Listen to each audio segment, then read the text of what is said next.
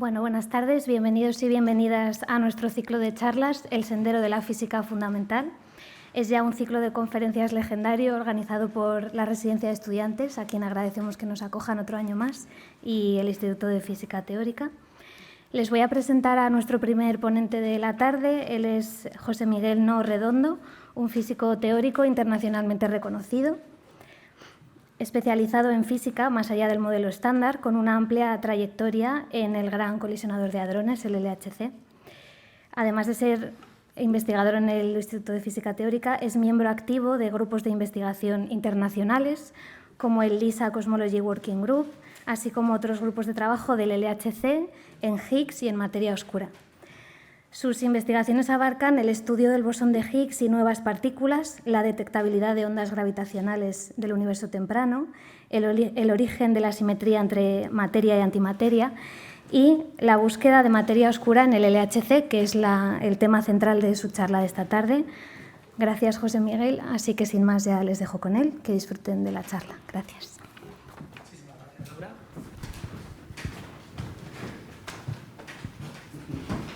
A ver.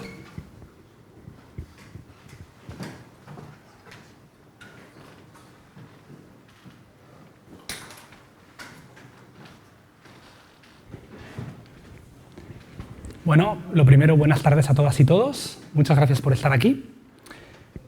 Hoy vamos a seguir la pista de la materia oscura y os voy a contar cómo los físicos teóricos tratamos de entender qué es, cuáles son sus propiedades y cuál es su naturaleza.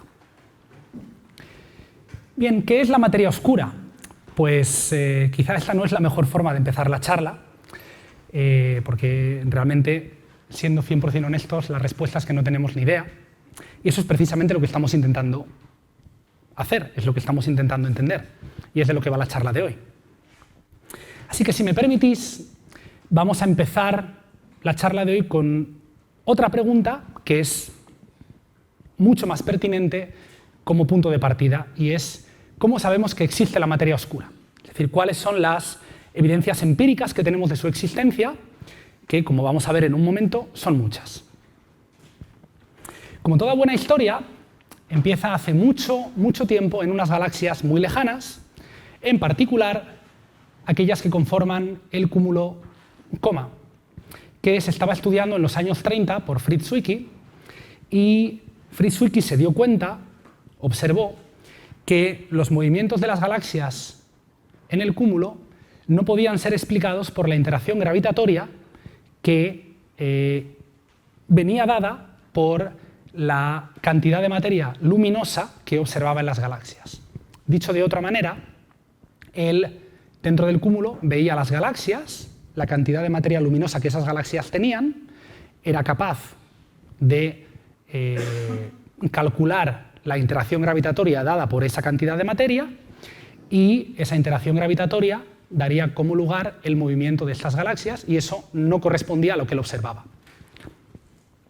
Y postuló la existencia de otro tipo de materia que no podía ver, no luminosa, oscura, cuya interacción gravitatoria contribuiría a explicar los movimientos de esas galaxias dentro del cúmulo. Bien, esta es la historia estándar, este es el principio de la historia de la materia oscura, tal y como se suele contar normalmente, ¿vale? Pues hace unas pocas semanas estaba en un congreso en el CERN, en Ginebra, y una investigadora, amiga y colaboradora mía, la doctora Venus Keus, me hizo notar que se ha descubierto muy recientemente, esto es realmente reciente, que previo a los estudios de Fritz Zwicky, por unos pocos años, el astrónomo Knut Lundmark ya había encontrado evidencia de materia oscura, unos poquitos años antes, y además acuñó este término, con estudios similares en cúmulos de galaxias. Quizá tengamos que reescribir un poco la historia, ¿vale? En cualquier caso, estas hipótesis quedaron un poco en el limbo, y pasó mucho tiempo hasta que se volvieran a tener en cuenta muy seriamente. Y esto fue gracias a los trabajos de Vera Rubin de los estudios de curvas de rotación de galaxias, que hizo en los años 70 del siglo pasado.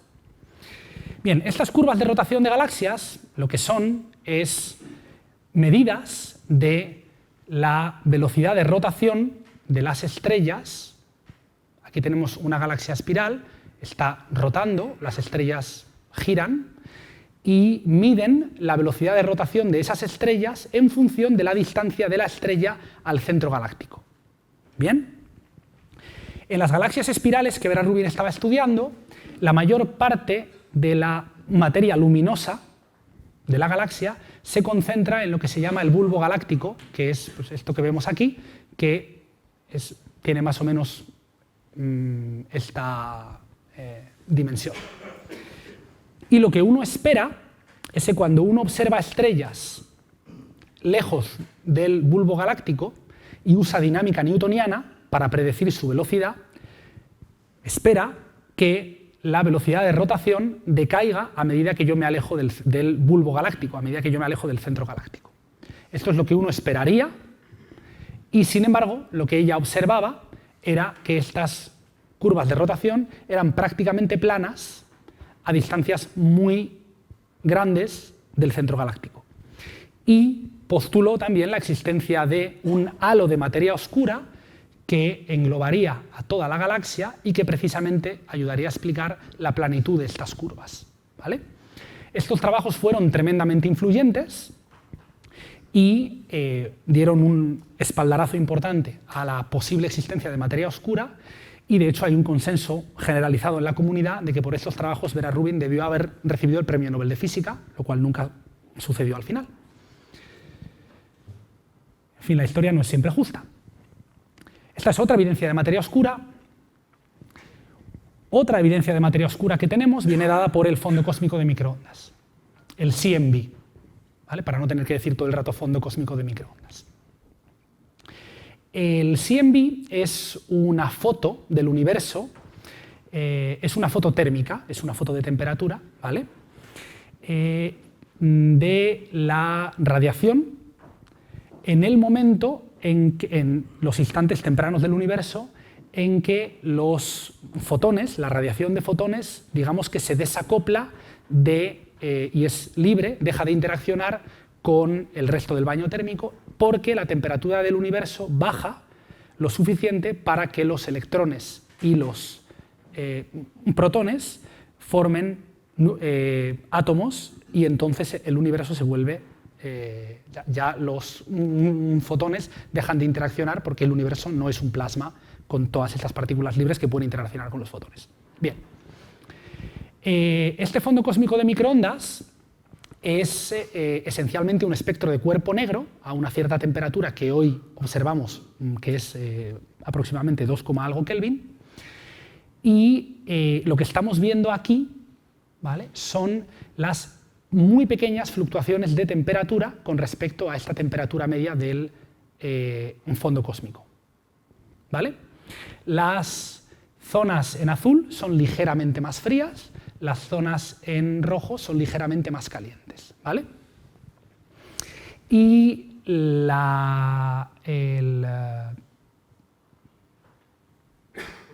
digamos el pattern, la forma que toma esta foto de anisotropías, de pequeñas fluctuaciones del CMB, da muchísima información, tiene un montón de datos acerca de la composición energética del universo, entre otras cosas, ¿vale?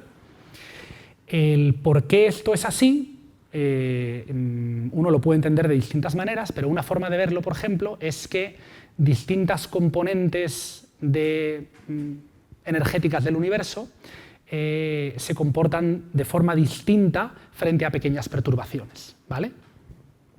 En concreto, la materia luminosa ordinaria, nosotros los físicos la llamamos la materia bariónica, por un lado, ante una pequeña sobredensidad de materia, tiende a colapsar, ¿vale? La interacción gravitatoria la hace colapsar, esa densidad trata de crecer, pero por otro lado hay una presión que compensa ese efecto, que lucha contra ese efecto, contra la interacción gravitatoria, dada por la presión de radiación, ¿vale? Esto pasa para la materia bariónica, pero no pasa para la materia oscura. La materia oscura solamente siente la interacción gravitatoria, pero no ese efecto compensatorio, ¿vale? Este distinto comportamiento deja una huella en las propiedades estadísticas del CMB, ¿vale? Y esto es algo que, estudiando estas propiedades estadísticas, nosotros podemos inferir. El próximo ponente, Juan García Bellido, es un experto internacional en este área de la física, aunque no sé si hoy os va a hablar de eso. Pero, dejándonos a un lado de propiedades estadísticas, uno puede ver esto a simple vista para casos extremos, ¿vale? Esta foto, este mapa, está tomado por el satélite Planck de la Agencia Espacial Europea. Es el mapa de las anisotropías del CMB más preciso que existe. Y la colaboración experimental Planck ha diseñado una página web en la que uno puede simular un universo con un contenido energético a la carta y ver cuáles son las anisotropías que uno tiene, ¿vale? Entonces, por ejemplo, aquí a la izquierda yo tengo mi universo simulado con el contenido energético exactamente como el universo en el que vivimos. Y vemos que visualmente las anisotropías son como las que observamos en este mapa, ¿vale? Sin embargo, si yo ahora, jugando, todo el contenido de materia oscura de nuestro universo lo cambio por materia visible, lo cambio por materia bariónica, lo que tengo es este patrón de anisotropías que es claramente diferente a simple vista, no necesito hacer nada estadístico, del que observamos en nuestro universo. O sea, esto es una evidencia a simple vista de que las anisotropías nos dicen que hay materia oscura, ¿vale? Bien. La última evidencia empírica de la existencia de materia oscura viene dada por lo que se llama el bullet cluster, el cúmulo bala. Esto es la colisión de dos cúmulos de galaxias, ¿vale? Hay observaciones ópticas, tanto inferencias gravitacionales de lo que está pasando en esta colisión. Y lo que se observa es que yo tengo estos dos cúmulos, ¿vale? Y tienen tanto un montón de galaxias, vamos a decir una parte de ordinary matter, y en principio creemos que también tienen una parte de materia oscura, halos de materia oscura. Y lo que estamos observando es que en la colisión la parte de materia ordinaria choca y cuando pasa el cúmulo de galaxias uno a través del otro, la parte de fricción se queda un poco como, digamos, pegados los dos trozos de materia ordinaria y por tanto no se despegan del todo y observamos en el centro de la colisión la componente visible. Sin embargo, para la materia oscura, que no siente esa fricción, los dos cúmulos chocan, pasan y vemos, por ausencia de fricción, que la componente de materia oscura, esto lo inferimos gravitacionalmente, está en los extremos de la colisión. Entonces, el que infiramos gravitacionalmente que aquí hay un montón de masa que no observamos con observaciones ópticas, nos dice que esto corresponde a materia oscura. ¿Vale? Bien, pues una vez que hemos establecido de muchas maneras que existe la materia oscura, ahora vamos a intentar contestar a la pregunta de qué es, ¿vale? Pero como no es muy fácil, vamos a empezar diciendo lo que no es, ¿vale? Y lo que sabemos que no es una partícula que ya conocemos, ¿vale? Sabemos que no conocemos, no hay ningún candidato dentro de las partículas que nosotros conocemos que pueda jugar el papel de la materia oscura, ¿vale?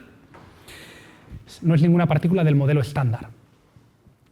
El modelo estándar es el conjunto de partículas elementales y las interacciones fundamentales que sienten entre ellas. Es como nuestra receta de ingredientes básicos y cómo combinarlos para dar lugar a lo que conocemos, ¿vale?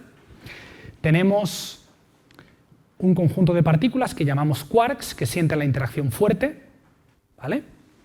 Tenemos un conjunto de partículas que llamamos leptones que no sienten la interacción fuerte, y dentro de ellas tenemos las que están cargadas eléctricamente, como el electrón y sus compañeros más pesados, el muón y el tau. Tenemos los neutrinos, que son leptones pero que son neutros, que no tienen carga eléctrica. Y luego tenemos los mediadores de esas interacciones fundamentales, electromagnética, el fotón, fuerte el gluón, W y Z débil, y el bosón de Higgs. Bien, la materia oscura es estable, o al menos es lo suficientemente estable para que su vida sea mucho mayor que la vida del universo. De otra manera, si se desintegrara relativamente rápido, no veríamos sus efectos a nivel cosmológico, ¿vale? Entonces, siendo estable y además sabiendo que no tiene carga eléctrica, es oscura, no interacciona con la luz, ¿vale? Ni tiene carga de color. Esto elimina un montón de partículas del modelo estándar, ¿vale? Las que no son estables, los quarks, los leptones cargados, solamente deja los neutrinos. Y luego hay una propiedad de la materia oscura, que es que no puede ser relativista, ¿vale? Eso elimina los neutrinos, eso quiere decir que una partícula hipotética de materia oscura, su energía no puede ser muchísimo mayor que la masa de esa partícula. El por qué no puede ser relativista es porque si lo fuera, habría ciertas estructuras en el universo, ciertos tipos de galaxias, que no existirían, que habrían sido borrados por la acción de la materia oscura, ¿vale? Y como observamos esas galaxias, pues no puede ser relativista. En particular, eso hace que los neutrinos no puedan ser una parte, importante de la materia oscura. Bien, no es una partícula del modelo estándar. Entonces, ahora podemos ver qué podría ser. Y la respuesta a esta pregunta es que podría ser un montón de cosas. Tenemos muchísimos posibles candidatos a materia oscura y no sabemos cuál de esos candidatos es el bueno, ¿vale? Y estos candidatos tienen masas extremadamente variadas, ¿vale? Los candidatos más pesados que conocemos probablemente son los agujeros negros primordiales. De esto os van a hablar un montón en la próxima charla por Juan García Bellido. Estos son agujeros negros que no se han formado en procesos astrofísicos, por ejemplo, en la muerte de estrellas y en su colapso para formar un agujero negro. Se formaron en los primeros instantes del universo, por eso se llaman primordiales. Y las masas típicas, aunque el rango de masas también es bastante amplio, pueden ser de masas como la masa del Sol, más o menos. Los agujeros negros astrofísicos, algunos son mucho más masivos.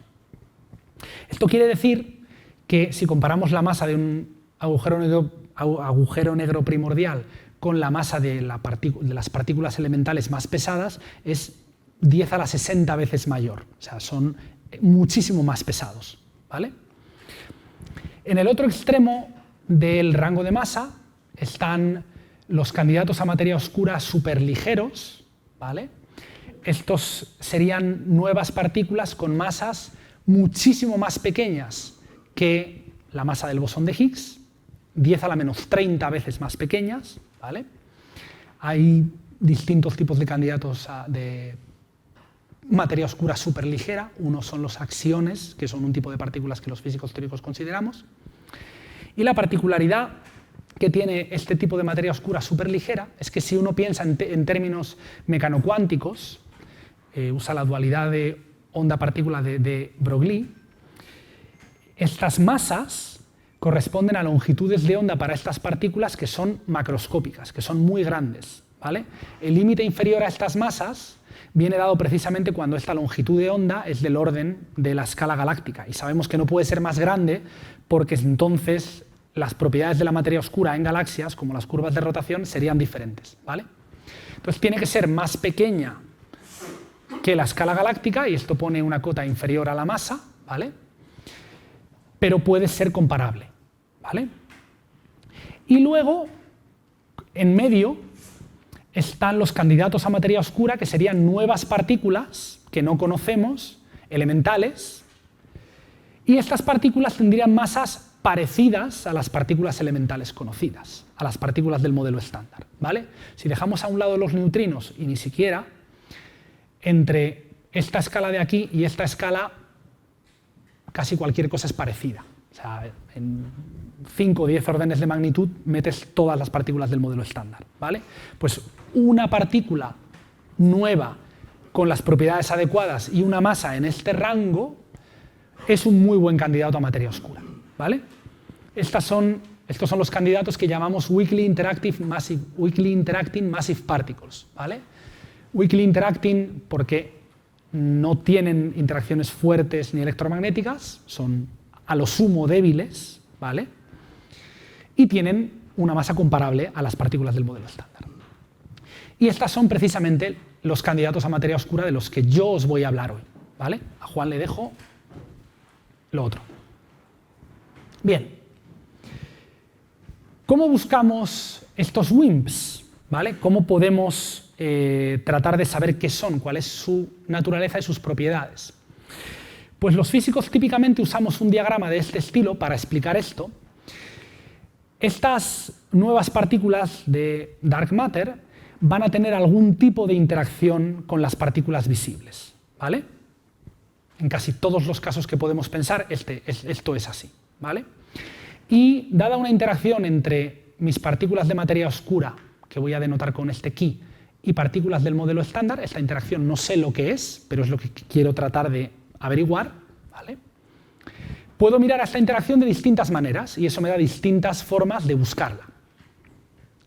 Por ejemplo, puedo tratar de detectarla directamente, que se dice, ¿vale?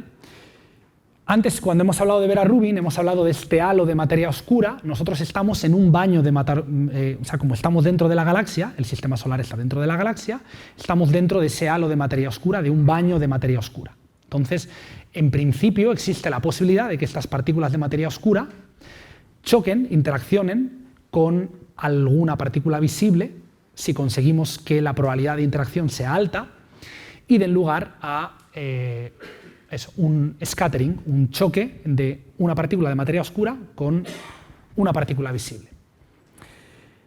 Este tipo de colisiones se buscan en grandes detectores, ¿vale?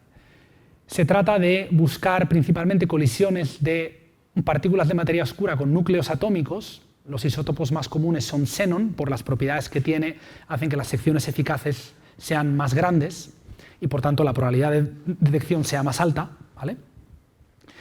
Estos detectores se hacen de gran volumen para que la probabilidad de una colisión sea más grande y se emplazan en sitios a gran profundidad bajo tierra para evitar la injerencia de otros procesos que pudieran dificultar la detección de este tipo de colisiones, ¿vale? Lo que llamamos ruido o background. Ahora mismo, a día de hoy, hay varios experimentos que son la punta de lanza de la detección directa de materia oscura en el mundo, como Xenon N-ton, N toneladas, LAC Zeppelin, Panda X y SuperSID-MS, entre otros, pero estos son los más importantes. Y como os digo, se emplazan en distintos puntos de la Tierra en los cuales se pueden poner a gran profundidad o extremadamente bien protegidos para evitar este ruido y maximizar la sensitividad. Por ejemplo, está la mina de Kamioka en Japón, está el laboratorio de Gran Sasso en Italia, está el laboratorio de Canfranc bajo los Pirineos, está la mina de Sudán y el laboratorio de Hanford en Estados Unidos, y Panda X está en China, aquí. ¿Vale? Y en nuestro centro, en el IFT, tenemos a varios expertos mundiales en detección directa de materia oscura, como son David Cerdeño y Elías López Asamar. Otra manera de mirar la posible detección de materia oscura es pensar en regiones en las que la densidad de materia oscura sea alta y la probabilidad de que dos partículas de materia oscura colisionen sea alta y den lugar a partículas del modelo estándar. Es mirar esta interacción en esta dirección. Dos partículas de materia oscura chocan y producen partículas que podemos detectar, como serían, por ejemplo, fotones de alta energía, rayos gamma, positrones, etc. ¿Vale? Estos serían el producto de colisiones de materia oscura en regiones densas, como por ejemplo centros de galaxias. ¿Vale? También se puede buscar este tipo de evento en procesos astrofísicos muy energéticos, como son las explosiones de supernova. ¿Vale? Y esto se mira, el detectar este tipo de partículas e inferir por las propiedades de estas partículas que se han producido en colisiones de materia oscura, se mira con satélites como Fermi o AMS y en telescopios en tierra como MAGIC o el futuro CTA, Cherenkov Telescope Array. Y en el Instituto de Física Teórica tenemos también a varios expertos internacionales como Miguel Ángel Sánchez Conde, Marina Cermeño y hasta hace unos meses Viviana Gamaldi en Indirect Detection. Y por último, yo puedo mirar al diagrama justo en la forma opuesta, puedo coger partículas del modelo estándar, hacerlas colisionar y producir partículas de materia oscura. Y esto lo puedo hacer en grandes aceleradores muy energéticos que me permiten producir partículas pesadas, en caso de que la partícula de materia oscura lo sea. ¿Vale? Esta detección en aceleradores es justo de lo que os voy a hablar hoy. ¿Cuál es el acelerador más grande que conocemos? El LHC, está en el CERN. Allí me fui, como os he dicho hace unas semanas, a quizá encontrar la materia oscura, a buscarla un poquito. Bueno, tuve más o menos suerte, encontré una partícula de materia oscura, tuve que pagar un poco para ello, pero bueno, todo tiene un precio. Este es el tema central de mi charla, por fin hemos llegado. ¿Cómo producimos la materia oscura en el Large Hadron Collider del CERN? Bien, voy a hacer un pequeño paréntesis para hablar un poquito del Large Hadron Collider. La gente que entienda esta referencia al un paréntesis suma puntos hoy. El Large Hadron Collider es un acelerador de partículas, un colisionador de partículas que colisiona dos haces de protones con una circunferencia de 27 kilómetros, situado bajo tierra en la frontera entre Francia y Suiza, a las afueras de Ginebra. Para hacernos una idea de cuán grande es este acelerador, uno puede ver qué parte de esta ciudad estaría dentro del acelerador y vamos desde Usera hasta más arriba de Cuatro Caminos, estaríamos dentro nosotros también. Es bastante grande. Y, como os decía, está bajo tierra, a 100 metros bajo tierra. Este es el túnel. Y en varios puntos los haces se les permite colisionar y varios detectores, 4 grandes experimentos, Atlas y CMS son los dos más grandes, Atlas y CMS, y luego LHCb y ALICE, miden los productos de esas colisiones, ¿vale? A muy alta energía. Vamos a ver cómo producimos estas partículas. Tenemos los dos haces de protones. Estos haces están configurados en un conjunto de paquetes, de bunches en inglés, separados espaciotemporalmente, ¿vale? Muy poquito, pero lo justo para que no haya colisiones todo el rato. Bien, chocan en el centro de Atlas, en este caso, y dan lugar a un montón de partículas producidas. Esta es una imagen de las colisiones protón-protón a una energía de 13 teraelectronvoltios, 13.000 veces mayor que la masa del protón.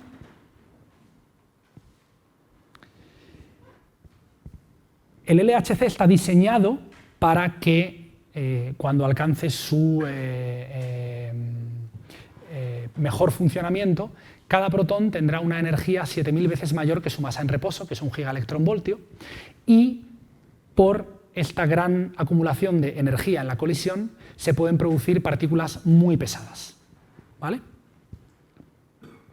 Bien, dada esa gran cantidad de energía, el protón no es un ente elemental, es una especie de sopa de quarks y gluones, ¿vale?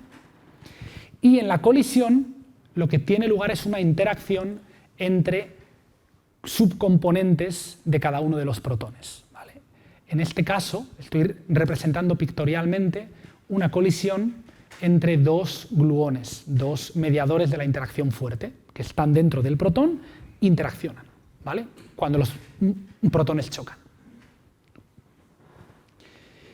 Y los físicos representamos pictorialmente estas interacciones a nivel elemental, lo que llamamos el hard scattering process, con diagramas de Feynman más o menos sencillos, que lo que me dicen aquí es que estoy haciendo interaccionar dos gluones, dando lugar a dos partículas de materia oscura y dos quarks, un par de quarks top y su antipartícula, el antitop, ¿vale?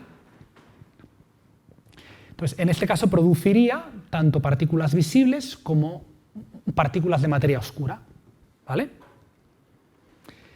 Esto nos lleva a cómo se detectan partículas en el Large Hadron Collider. Yo produzco partículas, ¿cómo las detecto? ¿Qué hacen los detectores? ¿Vale? Los detectores, este por ejemplo es CMS, tienen una estructura cilíndrica y en capas de cebolla, en capas concéntricas, ¿vale? Y cada capa del detector tiene una función a la hora de detectar partículas, ¿vale? La parte más cercana al punto de colisión, esto sería una sección transversa, ¿vale? Y esto es la distancia en metros al punto en el que chocan, ¿vale? Esta parte del detector de aquí lo que mide es la dirección, las trazas de partículas cargadas. Yo puedo medir si pasa una partícula cargada por esta sección del detector, yo la puedo identificar. Luego están lo que llamamos los calorímetros, que son secciones que lo que miden son deposiciones energéticas, ¿vale? Pasa una partícula y si es capaz de interaccionar, deja su energía y yo la mido. Hay un calorímetro que mide electrones y fotones y hay un calorímetro que mide partículas compuestas de quarks, ¿vale? Hadrones. Y por último, aquí hay unas cámaras que miden los muones, ¿vale? Al final, después de todo esto, el resumen es que yo puedo detectar con CMS o con otro detector de las mismas características partículas cargadas eléctricamente, ¿vale? Fotones en este calorímetro y hadrones en este otro calorímetro. Todo esto lo puedo detectar. Y además, también, si yo tengo una partícula inestable, la voy a poder detectar, ¿vale? ¿Qué partículas detecto? ¿Vale? Partículas cargadas, fotones, hadrones, todas estas de entrada, ¿vale? Y luego, como os decía, también hay partículas inestables que yo la produzco, se desintegra, y si se desintegra en partículas cargadas, fotones o hadrones, también voy a poder ver los productos de esa desintegración. Y esto también hace que haya prácticamente todas las partículas del modelo estándar, las puedo detectar, ¿vale? Una vez que yo tengo claro qué puedo detectar, está claro que la materia oscura no entra dentro de ninguna de estas categorías. No la voy a poder detectar, ¿vale? La materia oscura no la detecto en el LHC, no está cargada, no interacciona con fotones o es un fotón, no es inestable, etc. Bien. Entonces, bueno, ¿cómo saber que se ha producido materia oscura? Pues por ahí va una pista. Vamos a mirar cómo funciona el detector también desde el punto de vista de cómo reconstruye las cosas. Ya he visto qué tipo de partículas detecta, reconstruye, ahora qué información guarda. Bien, pues cuando hay una colisión, vienen aquí los dos haces de protones, chocan aquí, hay chorros de partículas que salen en distintas direcciones, y yo reconstruyo el momento lineal, tanto la dirección en estas coordenadas, ¿vale? En un plano transverso y longitudinal, como la magnitud de ese momento lineal de todas las partículas, ¿vale? De las que puedo detectar. Y una cosa muy importante a tener en cuenta es que uno de los principios básicos de la física es que el momento lineal es una cantidad que en un sistema se conserva, ¿vale? Si yo conozco el momento lineal del sistema antes, sé que el momento lineal del sistema después va a ser el mismo, ¿vale? Y eso lo puedo usar porque si yo miro a la colisión en esta sección de aquí y produzco, por ejemplo, estas dos partículas en rojo que detecto, ¿vale? Y produzco también una partícula de materia oscura, yo sé que el momento lineal antes de la colisión en este plano transverso era nulo, porque en el plano transverso yo no tenía momento lineal, yo tenía los dos haces viniendo longitudinalmente, ¿vale? Y chocando aquí. En este plano transverso no había nada. Entonces, después de la colisión, en el plano transverso, la suma de todas las partículas me tiene que dar un momento lineal nulo. Pero de repente yo miro las partículas y detecto unas y parece que la suma es distinta de cero, ¿vale? Esto me está diciendo que hay una partícula que no he detectado, que se ha llevado momento lineal que yo no he visto, es lo que los físicos llamamos colisión con missing momentum o missing transverse momentum, porque estamos hablando de un plano transverso, ¿vale?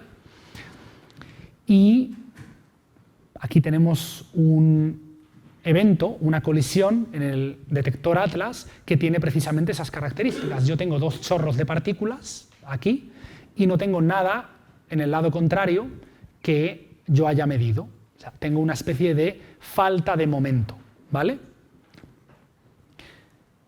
Bien, pues si yo encuentro este tipo de colisiones, que son, vamos a decir, características de la materia oscura, yo podría inferir que he encontrado las partículas de materia oscura que no detecto en mi acelerador. Y podría estar contento y celebrar. La situación es un poquito más complicada que eso. Estamos cerca, pero no. ¿Por qué? Porque una partícula del modelo estándar, lo he dejado entrever, pero no lo he dicho del todo, tampoco se detecta, que son los neutrinos. Es decir, los neutrinos ni son inestables, ni están cargados eléctricamente, no los detecto, ¿vale? Y dan también lugar a eventos, a colisiones con falta de momento, ¿vale? Con missing momentum. Lo que quiere decir esto es que para poder encontrar la materia oscura, uno tiene que ser capaz de conseguir distinguir eventos en los que se hayan producido neutrinos de eventos en los que yo haya producido materia oscura. Y esto es difícil, pero es posible, ¿vale? Esto es una cosa que se puede hacer. ¿Cómo se puede hacer? Pues estudiando las propiedades de esos eventos en las partículas que yo sí mido, ¿vale? Y viendo diferencias entre procesos que involucran neutrinos y procesos que involucran materia oscura, ¿vale? Por ejemplo, yo puedo estudiar colisiones que den lugar a la producción de un bosón electrodébil Z que se desintegre en un par de electrón-positrón o muón-antimuón, en un par de leptones que yo puedo detectar, ¿vale? Y tendría colisiones con este par electrón-positrón que vienen dadas por la presencia de materia oscura o que vienen dadas por la presencia de neutrinos. Esto es un proceso que yo conozco, que está dentro del modelo estándar. Este es un proceso que no está dentro del modelo estándar y si yo lo descubro, habría descubierto la materia oscura. Pero ahora bien, estos dos procesos son diferentes en tanto en cuanto, como vemos aquí, esto es una simulación de la colaboración CMS, precisamente en la búsqueda de lo que llamamos señales de mono Z, donde un solo bosón Z se ha producido junto con missing momentum, junto con una falta de momento en mis eventos, ¿vale? Y observo que cuando yo tengo dos partículas Z, cuando yo tengo neutrinos, tengo esta distribución de missing momentum, y cuando yo tengo materia oscura, predigo más missing momentum grande, más eventos con gran cantidad de missing momentum. Y puedo usar esto para distinguir las dos hipótesis, ¿vale? En particular, si existe la materia oscura, yo esperaré más cantidad de sucesos en los que la cantidad de missing momentum sea grande, que si no existe, ¿vale? Bien, hemos quedado que lo que tenemos que intentar es distinguir un proceso de otro. Como os digo, esto es posible. Este es el resultado del análisis de CMS precisamente en esta búsqueda, donde miran estos pares electrón-positrón junto con una gran cantidad de missing transverse momentum, y cuando el missing transverse momentum no es muy grande, lo que tenemos son procesos del modelo estándar, toda esta parte coloreada, principalmente lo más importante es este ZZ, donde son neutrinos, y en esta parte de la gráfica, a alto missing transverse momentum, yo esperaría tener señales precisamente de materia oscura. Por ejemplo, estos en los datos, el hecho de que el dato no esté aquí podría ser debido a que yo estoy produciendo materia oscura. Hay tan pocos eventos que esto es muy difícil de decir ahora mismo, pero con más eventos esto es una cosa que uno realmente podría llegar a decir. Y con esto quiero concluir. Todavía no sabemos si la vamos a encontrar de esta manera. Para eso la materia oscura tendría que ser un Weakly Interactive Massive Particle, tendríamos que poder producirla de esta forma y además, aunque no lo cuento en esta charla, estos tres tipos de detección, directa, indirecta y con aceleradores, de alguna manera se pueden usar de forma complementaria para encontrar cuál es el origen, cuáles son las propiedades finales de la dark matter. Quizá en un futuro cada uno de vosotros tengáis un pequeño candidato a materia oscura en vuestra casa. Ya veremos a ver. Muchas gracias.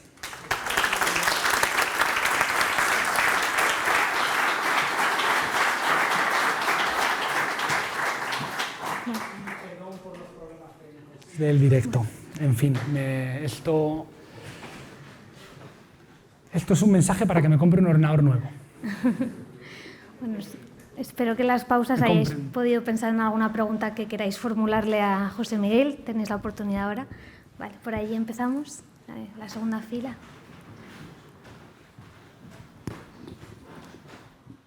Hola, mira, dos preguntas. Una es, ¿la materia oscura interacciona con el campo de Higgs?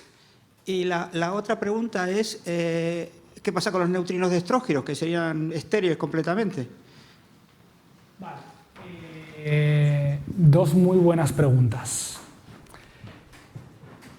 ¿La materia oscura interacciona con el campo de Higgs? La respuesta es no lo sabemos, pero es una posibilidad. ¿Vale? Espero que el ordenador me falle. A ver si...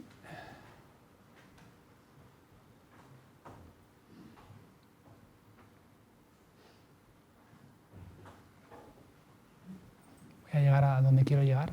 Un momentito.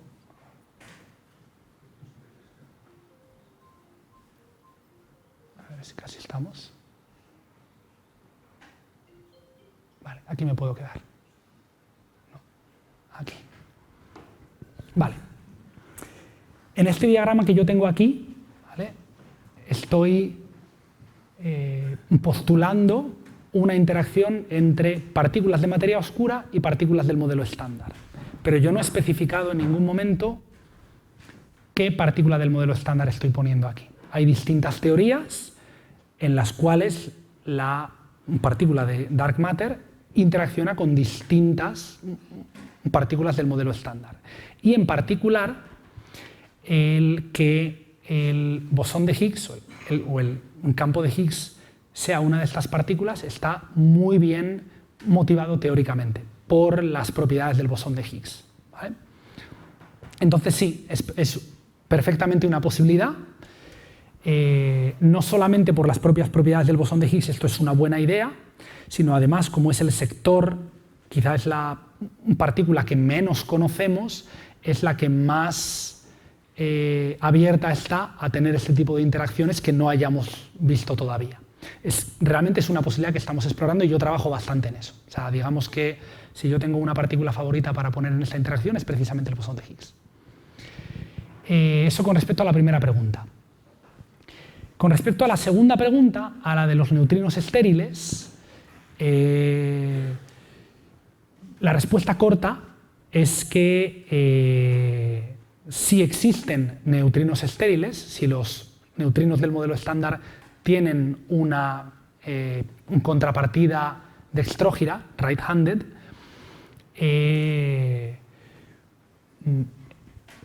esas partes dextrógiras, esos neutrinos estériles, podrían ser, bajo ciertas condiciones, o sea, uno de ellos, si tienes 3 neutrinos, tendrías 3 contrapartidas dextrógiras, right-handed neutrinos. Uno de ellos es un buen candidato a materia oscura también, en ciertas condiciones. Pero también podría ser el caso de que uno tuviera estos right-handed neutrinos, estas contrapartidas dextrógiras, y estos no fueran candidatos a materia oscura, jugaran otro papel en física. Hay gente que trabaja en usarlos para generar la simetría entre materia y antimateria que observamos en el universo, antimateria y materia ordinaria, visible. O bien puede que no existan. O sea, ahora mismo no tenemos ninguna evidencia de que los neutrinos tengan una contrapartida dextrógira. El resto de los fermiones del modelo estándar la tenemos. Para los neutrinos no, y no es a priori necesaria, pero podría estar. Es una de las cosas en las que se investiga hoy en día. Muy bien. ¿Alguna pregunta más? Vale, por ahí. Vale. Buenas tardes, muchas gracias por la conferencia. Mi pregunta es, ¿cuál es la hipótesis teórica de moda más allá del modelo estándar como candidato de materia oscura? ¿Ya se ha abandonado la supersimetría o dónde estamos? Me da un poco de reparo usar las modas para esto, porque precisamente, aludiendo a supersimetría, supersimetría era una teoría más allá del modelo estándar, extremadamente de moda. No estoy 100% seguro de que ahora esté completamente no de moda, pero estaba desde luego mucho más de moda como la teoría más plausible, pero no por su explicación de lo que es la materia oscura, sino incluye un candidato a materia oscura, el Minimal Supersymmetric Standard Model, la versión de supersimetría más allá del modelo estándar más sencilla, pero uno no la invoca para tener un candidato a materia oscura. El problema que resuelve es otro, es el llamado problema de las jerarquías, que tiene que ver con la escala del Higgs. Y por las razones de construcción de la teoría, también tienes un candidato a materia oscura, lo que lo hace también más atractiva. Pero precisamente porque no sabemos 100% dónde vamos a encontrar el buen candidato a materia oscura, porque no sabemos cuál es, o sea, qué es lo que nos tiene, vamos a decir, preparada la naturaleza. En los últimos años los físicos teóricos hemos abierto mucho la mente de qué posibilidades hay reales, testables experimentalmente, y cómo testar ese tipo de teorías. Entonces, yo no hablaría de una teoría de moda. Hay un grupo de gente, un conjunto de personas que se centran en, vamos a decir, un candidato favorito, como podrían ser los agujeros negros primordiales, y Juan nos va a hablar un montón de eso dentro de un rato. Y para ese sector, ellos creen que ese es no sé si el mejor candidato a materia oscura, pero está lo suficientemente bien motivado para investigar a tope en ello.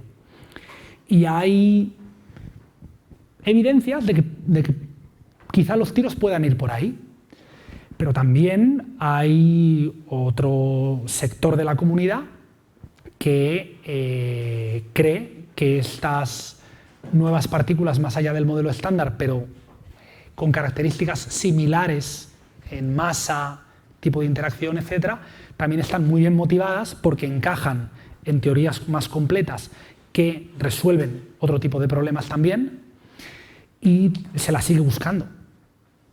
Y también, recientemente, este tipo de dark matter muy ligera tiene mucho atractivo para una parte de la comunidad científica, precisamente porque hay candidatos a materia oscura ultraligeros, ultralight, como los acciones, que resuelven también otros problemas del modelo estándar, como es el problema Strong-CP. Y los acciones es una partícula que se hipotetizó en un determinado momento para resolver este problema y nadie contaba con que fuera un candidato a materia oscura en su momento y luego resulta que lo puede ser. Y ahora los experimentos están llegando a la región de la teoría en la que si esperas que la acción sea un candidato a materia oscura ultraligero, lo vayas a detectar. Hasta hace unos años los experimentos no eran lo suficientemente sensibles para poder detectar la acción en la región de espacio de parámetros en la que esperabas que estuviera si resuelve el problema de la materia oscura y el problema Strong-CP, y ahora estamos llegando ahí. Entonces quizá ese sea un buen candidato a materia oscura también. Mi mensaje, si puedo lanzar un mensaje, es que estamos en un momento en el que precisamente el no tener una guía muy clara de qué es lo que vamos a encontrar hace que tengamos que ser abiertos de mente y no considerar modas, mirar en todos los sitios. Tenemos otra pregunta en la segunda fila y después en la tercera. Sí.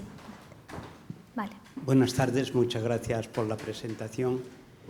Yo hago la siguiente pregunta. ¿Es posible que exista algún otro bosón que pueda, o un campo bosónico, que pueda actuar con la materia oscura de una manera diferente, de tal manera que en esas interacciones demostradas en el CERN, en el LHC, que se forma, hay una falta de momentum, no puede ser por la producción de antipartículas que se autoaniquilen y no den ningún tipo de señal y haya una pérdida de momento en ese caso?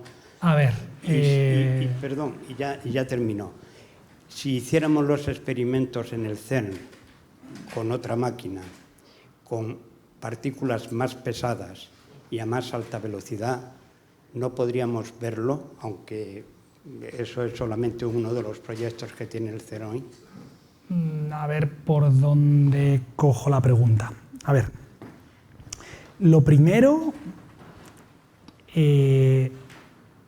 una certeza, ¿vale?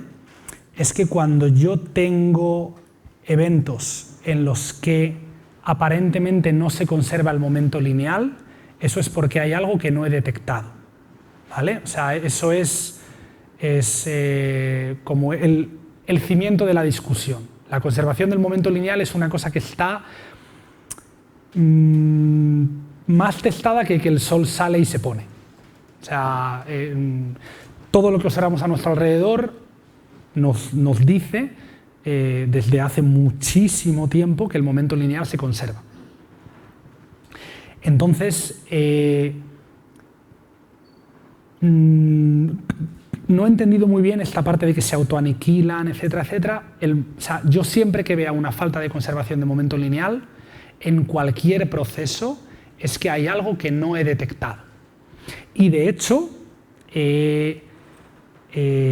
esta forma de pensar ha sido tremendamente fructífera en la física en muchas circunstancias. El neutrino se descubrió así, esencialmente, ¿vale? Ahora, con respecto a la existencia de un nuevo campo bosónico que interacciona con la materia oscura, voy a coger esa pregunta un poco y moldearla a mi manera, vamos a decir. Existe perfectamente la posibilidad, ya he quitado el diagrama, de que la materia oscura no solamente, o sea, si yo tengo una nueva partícula que es una partícula de materia oscura, que no solamente interaccione con partículas del modelo estándar, sino que interaccione con otras partículas que yo tampoco conozco y porque no he detectado todavía, ¿vale? Una posibilidad es que el bosón de Higgs que nosotros conocemos no sea el único bosón, el único campo de spin cero, el único campo escalar que existe en la naturaleza, que haya otros compañeros del Higgs bosón y que puedan interaccionar también con las partículas de materia oscura.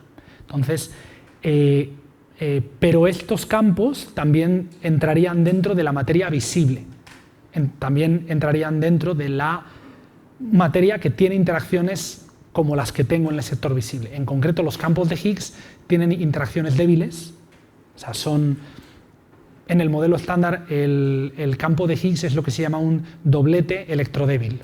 O sea, es decir, es un campo que transforma, que siente las interacciones débiles. No la electromagnética, pero sí las débiles, ¿vale? Y, por tanto, no es completamente oscuro en ese sentido, ¿vale? Entonces, estos campos nuevos yo los metería dentro del saco de lo que es el sector visible, de lo que es el sector ordinario. Y la materia oscura es otra cosa, ¿vale? Es como su propio nombre indica, es algo oscuro que no siente las interacciones del modelo estándar, en general. Hay una pequeña ventanita con la débil, pero más allá de eso, nada. No sé. Bueno, y terminando con la última parte de la pregunta, con respecto a más alta energía, aceleradores futuros, etcétera, etcétera. Claro, dependiendo de cuál sea la masa de estas partículas de materia oscura, yo las puedo producir en el LHC o a lo mejor no, a lo mejor son más pesadas que 14 teraelectronvoltios. Eso sigue sin ser una locura, en el sentido de que estábamos viendo este rango de masas que yo tenía, y si uno piensa en 10 a la 60 veces la masa del Higgs, como es una masa solar, o 10 a la menos 30 la masa del Higgs, que sea 30 veces la masa del Higgs, pues tampoco es una cosa para volverse loco. Y sin embargo yo no la podría producir en el LHC. Hay razones teóricas para pensar que la materia oscura no puede ser muy pesada si es una partícula elemental. O sea, más de 14 TeVs, más de la energía con la que lo puedes producir en el LHC, no todas las hipótesis funcionan. Es complicado que haya un buen candidato con esas masas, pero podría ser, ¿vale? Y un acelerador futuro podría explorar esa región. En particular, hay ciertos candidatos que podrías explorar con un acelerador futuro bien, que con el LHC no te llega. Por poco, pero no te llega. Pero bueno, es una de las muchas motivaciones para ir a más alta energía. No es la única, ni mucho menos. Primero, hay una señora en la tercera fila. Sí, por favor.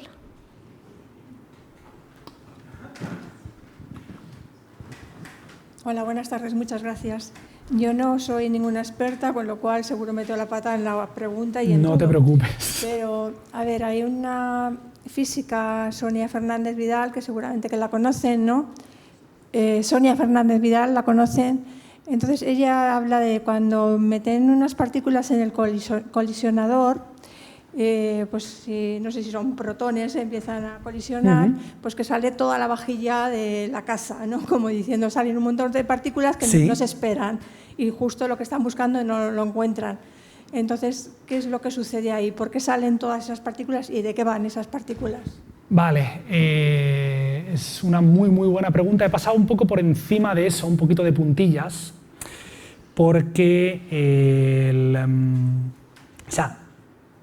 digamos que la parte de la charla en la que he hablado de cómo se detectan las partículas, qué produces en las colisiones, etcétera, etcétera, ha sido algo como muy simplificado. O sea, lo que haría un teórico. Una persona experimental diría, no, es todo mucho más complicado que eso, y tiene toda la razón. ¿Por qué? Para empezar, los protones, los componentes de los protones, quarks y gluones, tienen interacción fuerte. La palabra fuerte da una idea de que interacciona mucho, ¿vale? Entonces, eso quiere decir que cuando yo choco dos protones a muy alta energía, tengo la capacidad de producir un montón de partículas que sienten esa interacción fuerte. O sea, yo en una colisión protón-protón, bueno, en una colisión de un bunch, de un... creo que lo he llamado paquete. En una colisión de un paquete de protones con otro paquete de protones, se producen muchas interacciones entre partículas elementales. Y cada una de esas interacciones da lugar a un montón, una vajilla de muchísimas partículas. En la charla ha habido un momento que enseñaba una imagen de una colisión de Atlas y se veía eso como un montón de trazas, como cientos de ellas, saliendo del punto de la colisión. Eso es una colisión en general. Se producen muchísimas partículas. O sea, en cada colisión, en cada interacción a nivel elemental, se pueden producir orden 100 partículas, un montón de ellas. Lo que ocurre es que la mayoría de esas partículas, su energía o su momento lineal no es muy grande, ¿vale? Es bastante pequeño. Entonces, lo que llamamos soft, ¿vale? Y lo que hacen los experimentales es estudiar las colisiones o ver los productos de las colisiones o quedarse con los productos de las colisiones en las cuales ven algo interesante. Ven que se ha producido una partícula con mucho momento, que no es lo que suele ocurrir, se suelen producir muchas con poco momento. Esas las sueles descartar porque ahí no hay nada interesante, ahí no hay nada nuevo, es todo física conocida. Y lo que haces es quedarte con sucesos, quedarte con colisiones en las que hay algo excepcional, hay algo que se sale un poco de la norma, porque hay algo más energético de lo normal, etcétera, etcétera.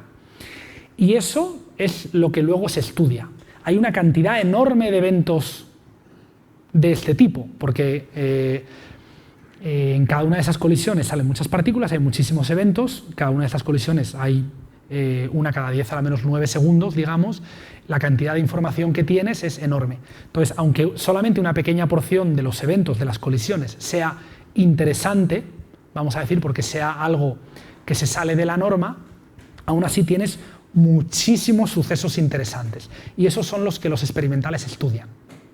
Para poner este tipo de selección, ¿vale?, usan una palabra que llaman trigger, que es que solo se quedan con estos sucesos si pasan una serie de características que se imponen, y estas características son las que me dicen aquí hay algo interesante, ¿vale? Pero bueno, o sea, todo este proceso, que lo acabo de contar aquí en un par de minutos o en 5 minutos, es un arte y es una ciencia el diseñar y el entender por qué son esos los sucesos con los que te quieres quedar y por qué los otros los puedes descartar porque no son interesantes. El asegurarte de que no descartas nada que fuera potencialmente interesante, donde pudiera esconderse física más allá del modelo estándar, y hay una gran parte de la comunidad científica, teórica y experimental, que de vez en cuando se da cuenta de que, oye, quizá estamos descartando este tipo de sucesos y aquí podría haber algo interesante, simplemente no habíamos pensado en ello hasta ahora. Entonces, lo que haces es diseñar un trigger nuevo, decir, vale, pues ahora este suceso, que es raro, es especial, pero no de la manera que yo lo había pensado hasta ahora, lo voy a incluir, me lo voy a quedar con otra estrategia diferente que voy a poner en práctica también, para ser lo más inclusivo posible, quedarte con la mayor parte de sucesos posibles interesantes y no dejar que se te escape nada, pero a la vez no te puedes quedar con todo porque no tienes suficiente disco duro para hacerlo. O sea, la capacidad computacional del CERN, siendo brutal, espectacular, no da para guardar absolutamente todo. O sea, con eso llenaríamos toda la superficie de la Tierra con CDs en 10 minutos, por decirlo de alguna manera. O sea, no puedes hacerlo, tienes que seleccionar.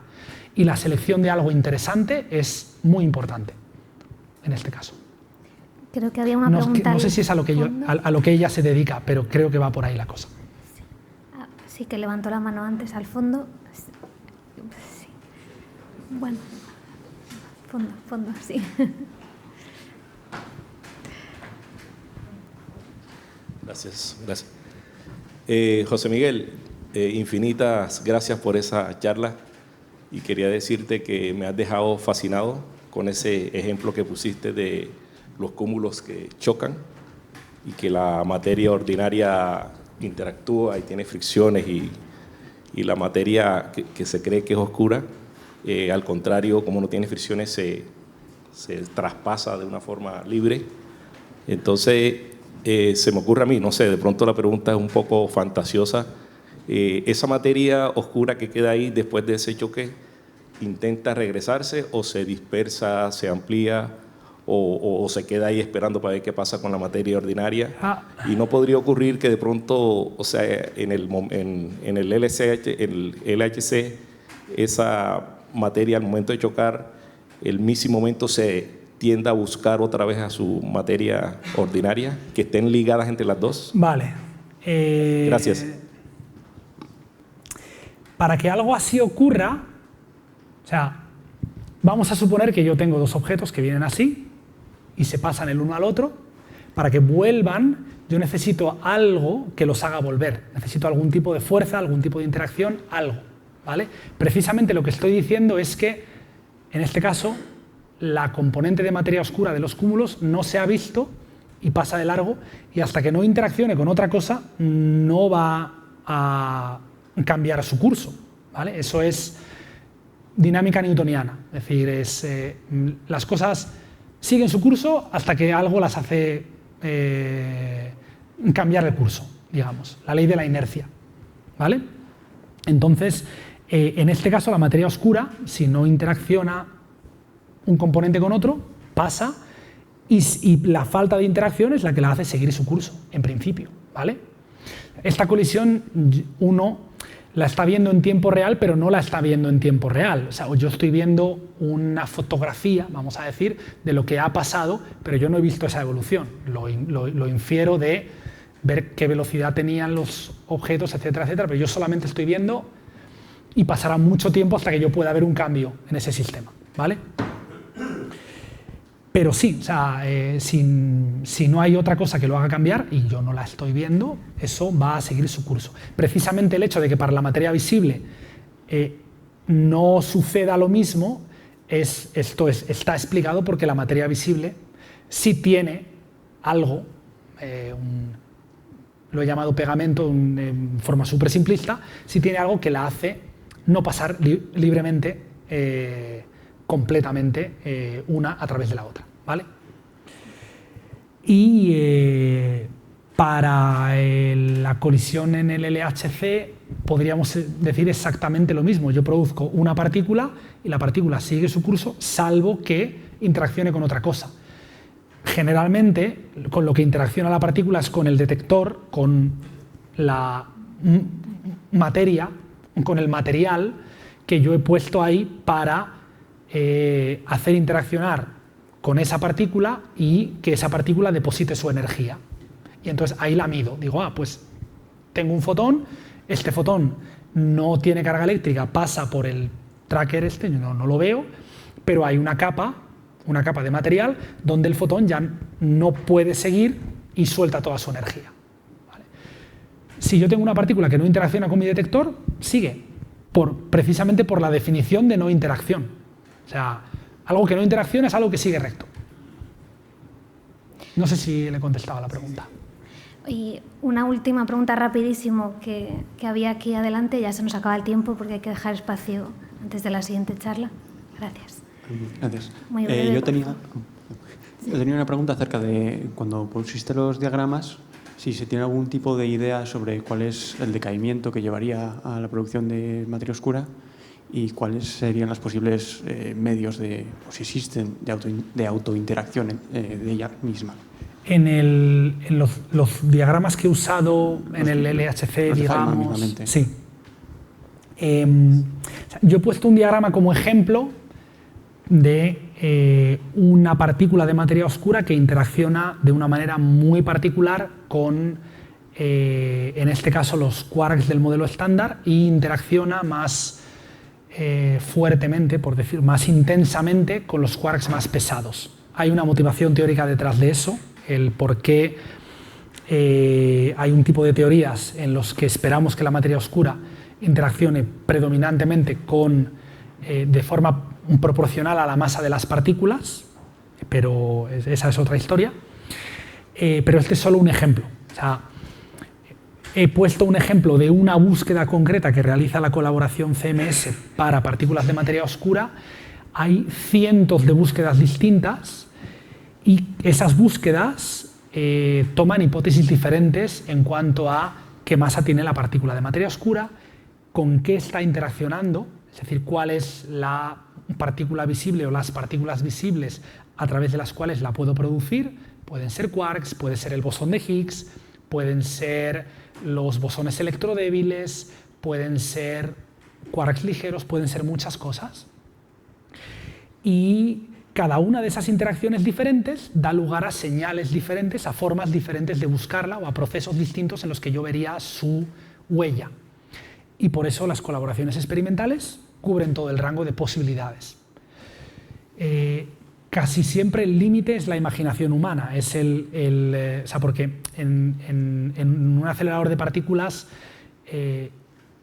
ahora la cosa está cambiando un poco, pero uno solamente puede buscar, solamente puede encontrar aquello que busca. Es decir, yo tengo que pensar qué es la teoría que quiero testar y ver si esa teoría está ahí o no. Pero si hay algo que yo no me he imaginado, es más difícil encontrarlo. Entonces, precisamente por eso se piensa en distintos tipos de interacciones. Hay unas reglas del juego, o sea, no todo vale, porque hay unos principios sobre cómo tienen que ser esas interacciones, tienen que respetar propiedades de simetría, etcétera, etcétera. Pero dentro de las distintas posibilidades que hay, se trata de explorar todo. Y entonces cada una de ellas la puedes visualizar diagramáticamente, pero los diagramas son todos muy distintos. Bueno, pues damos aquí por finalizada la conferencia. Un aplauso, por favor, para José Miguel. Gracias.